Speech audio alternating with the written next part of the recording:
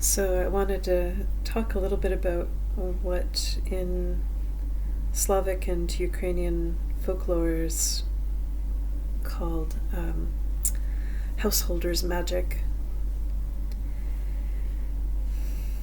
See, in the folk practices, there are different people who are specialists, if you want to call it that. There's healers, folk healers, who are the whisperers. They whisper incantations.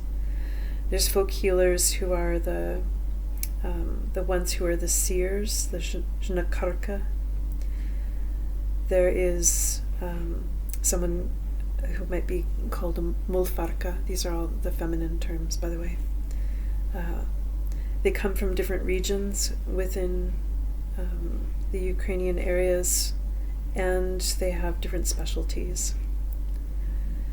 And so one would go to the specialists when they have something that maybe they can't be able to heal or work with by themselves in their own home, or they might have consulted maybe one of the grandmothers, the babas, in their village, and decided that they also need the help of a specialist.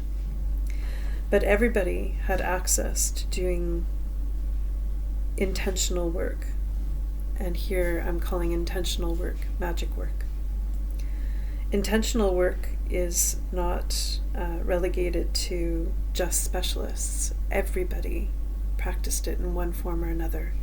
It could have been by leaving the offerings out for the household spirits, or the spirits of the land, definitely for the ancestors, having the special meals for the ancestors, taking care of the grave sites. But even just in terms of household magic is like what I'm doing right now. You know, when you're mending or sewing or making something, and putting your prayer and intention into it, and putting in protection and other forms of symbolism that you would be imparting into, for example, your sewing work. Or if you're sweeping your floor, I love to sweep my floor, and when I'm sweeping my floor, I'm thinking not only of just like gathering up the dust, but literally gathering up all of the energetic dust that comes with sweeping. And then I'll sweep all the corners of the room.